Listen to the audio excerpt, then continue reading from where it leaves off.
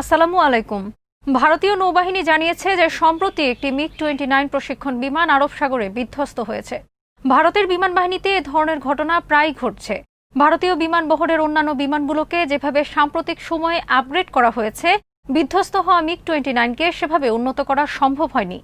Bdviews ইনফোটেইনমেন্টে স্বাগত জানাচ্ছি, আমি সাবরিনা কাজী। মিগ-29 নিয়ে ভারতীয় বিমান বাহিনীর সমস্যা নানা দিক আজ তুলে ধরব।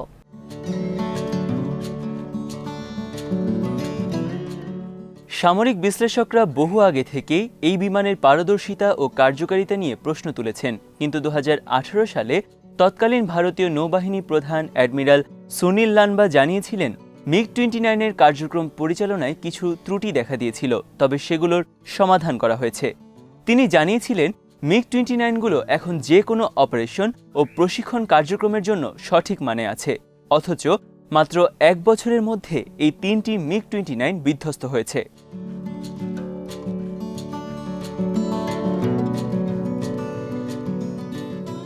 মিগ-29 হল রাশিয়ার তৈরি একটি যুদ্ধ বিমান। গত বছরের নভেম্বরে একটি মিগ-29 প্রশিক্ষণ বিমান দক্ষিণ গোয়ার ভার্না গ্রামের কাছে গিয়ে বিধ্বস্ত হয়। এরপর গত ফেব্রুয়ারিতে আরেকটি মিগ-29 বিমানও গোয়াতেই বিধ্বস্ত হয়। যদিও এই বিমান বিধ্বংসের পেছনে বিমানের ডানায় ও হুইলে পাখি আটকে যাওয়াকেই দায়ী করা হয়। এই দুটি বিমান বিধ্বস্ত হওয়ার ঘটনায় অবশ্য পাইলট নিজেকে বিমানের বাইরে বেরিয়ে আনতে সক্ষম হয়। 2020 সালের মে মাসে ভারতীয় বিমান বাহিনীর একটি মিগ-29 বিমান প্রশিক্ষণ মহড়া চালানোর সময় পাঞ্জাবের হশিয়ারপুর জেলায় বিধ্বস্ত হয়।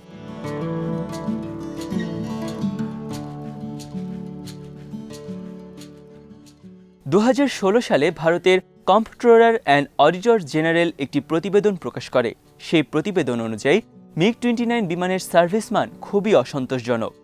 2015 সাল অবধি এই বিমানের পারফরমেন্স হার ছিল মাত্র 37.63%। পরবর্তীতে নির্মাতা দেশ রাশিয়া ও ভারত মিলে যৌথভাবে বিমান উড্ডয়নে বেশ কিছু পদক্ষেপ গ্রহণ করে। এরপর বিমানটির পারদর্শিতা ও সেবার মান 70% উন্নীত হয় বলেও নীতি নির্ধারক মহল থেকে দাবি করা হয়।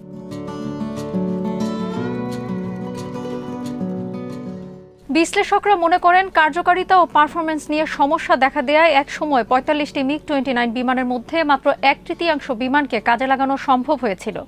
ভারতে যে দুটো রণতরী আছে সেগুলো হলো আইএনএস বিক্রমাদিত্য এবং আরেকটি যুদ্ধজাহাজ এখনও নির্মাণাধীন। কিন্তু এই যুদ্ধজাহাজ দুটো মিগ-29 বিমান পরিবহনে স্বাচ্ছন্দ্য বোধ করে। তাই ভারতীয় সামরিক মহল চাইলেই হুট করে এই বিমান ব্যবহারকে কমিয়ে আনতে পারছে না।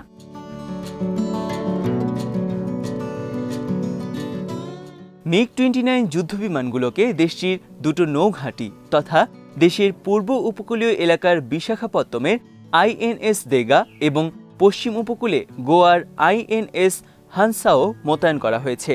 মূলত এই দুটো নৌঘাঁটি হল ভারতীয় নৌবাহিনীর প্রতিরক্ষা কার্যক্রমের মূল সূতিকাগার।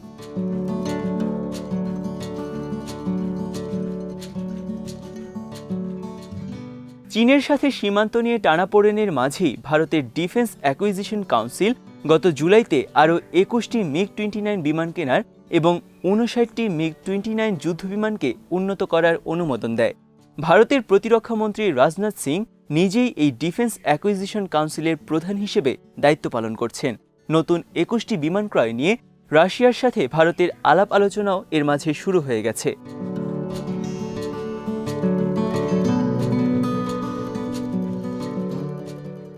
একের পর এক বিমান বিধ্বস্ত হওয়ার পর আবারও নতুন করে $991 মিলিয়ন দিয়ে সেই অকার্যকর মিগ-29 বিমান কেনার সিদ্ধান্ত নিয়ে বিতর্ক দেখা দিয়েছে।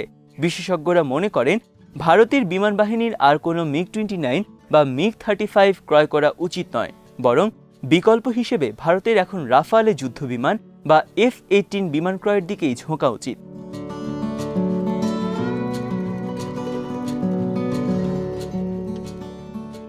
$50 বছরের পুরনো হওয়ায় এই বিমানটি এখনকার সময় ফরাসি রাফালে বা অন্যান্য পশ্চিমা দেশগুলোর যুদ্ধবিমানের সাথে কোনোভাবেই সামঞ্জস্যপূর্ণ নয়। 80-র দশকে ভারত এই বিমানের ব্যবহার শুরু করে। সেই সময়ে এই বিমানটিকে একটি low and air superiority fighter হিসেবে গণ্য করা হতো। রাফালে বিমানের তুলনায় মিগ-29 সবচেয়ে বড় দুর্বলতা হলো এর রাডারটি খুবই দুর্বল।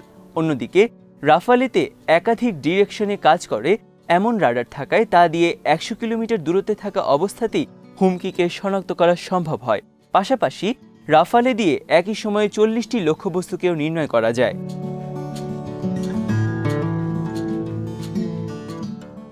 বেশ কিছু দেশের ক্ষেত্রেও MiG-29 ব্যবহারের সুবিধা পাওয়া যাবে বলে মনে করা হয়। এ কারণে ভারত রাশিয়ার তৈরি এই বিমানকে হুট করে ত্যাগ করতে পারছে না। আবার MiG-29 দিয়ে বারবার দুর্ঘটনার পরও পশ্চিমা নতুন কোনো বিমানের উপর ভরসা রাখতে পারছে না।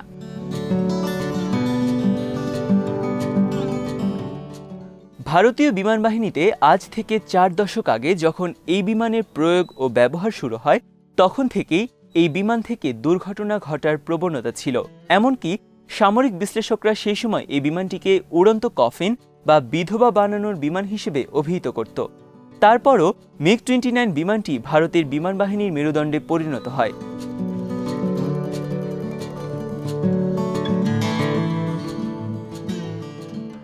ভারতের সীমান্ত ও বেসামরিক ক্ষেত্রেও MiG-29 এর সমালোচনা হয়ে আসছে বহুদিন থেকেই। 2006 সালে রং দে বাসন্তী নামে একটি সিনেমাও নির্মাণ করা হয়, যার প্রেক্ষাপট ছিল MiG-29 এর ক্রয় দুর্নীতি এবং ক্রয় পরবর্তী দুর্ঘটনা। কিন্তু এত সব সমালোচনার পরও ভারতীয় বিমান বাহিনী কখনোই এই বিমানটিকে পুরোপুরি খারিজ করে দিতে চায়নি।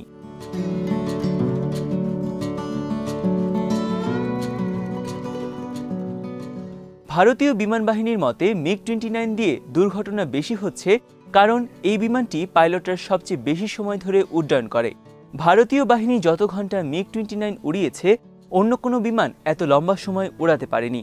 আর সেই কারণে এই বিমানগুলোর দুর্ঘটনার হার MiG-29 এর তুলনায় কম বলেই মনে হয়।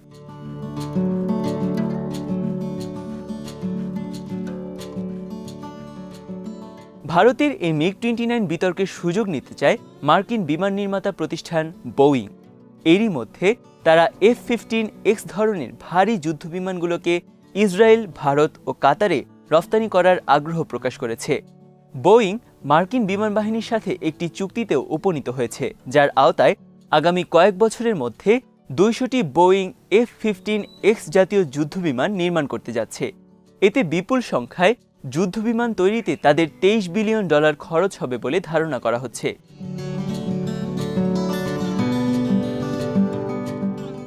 F-15X কে ম্যাকডোয়েল ডগলাস F-15 এর সবচেয়ে সর্বাধুনিক সংস্করণ হিসেবে বিবেচনা করা হয়, যাতে দুটি ইঞ্জিন, সব ধরনের আবহাওয়ায় চলাচল সক্ষমতা এবং ট্যাকটিক্যাল যুদ্ধ বিমানে পারদর্শিতা থাকবে।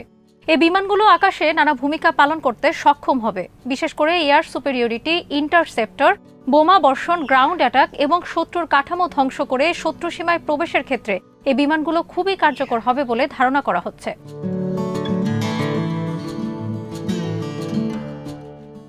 আধুনিক প্রযুক্তির সংযোজন হওয়ায় আকাশপথে F-15X বিমানগুলোর পারদর্শিতা বর্তমানে ব্যবহৃত অনেক বিমানকেই ছাড়িয়ে যাবে বলে মনে হচ্ছে। বোয়িংয়ের চতুর্থ প্রজন্মের নতুন এই বিমানটিকে ক্লাসিক ঘরানার F-15 এর আদলে নির্মাণ করা। তবে আকৃতির দিক থেকে এই বিমানটির সাথে Su-MKI এর কিছুটা সাদৃশ্য আছে। বোয়িং দাবি করছে পরবর্তী প্রজন্মের প্রযুক্তি ব্যবহার করায় এই বিমান দিয়ে বিভিন্ন পরিস্থিতিতেও ভালো মানের সেবা পাওয়া সম্ভব।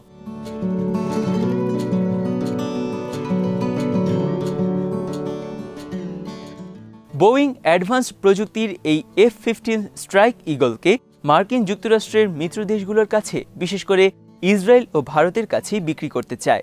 এরই মধ্যে ইসরায়েল 25টি সর্বাধুনিক F-15S কেনার এবং ইসরায়েলের হাতে থাকা 25টি F-15I বিমানের সংস্কারের বিষয়ে প্রস্তাব দিয়েছে।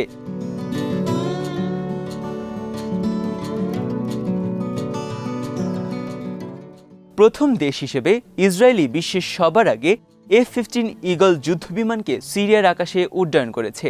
এই বিমানগুলো দিয়েই ইসরায়েল সিরিয়ায় ব্যবহৃত 1980 সালের বিমানগুলোকে সফলতার সাথে ধরাশয়ী করেছে। আর F-15 ইগল হাতে থাকার কারণে ইসরায়েল মধ্যপ্রাচ্যে একটি শক্তিশালী অবস্থানেও চলে গেছে।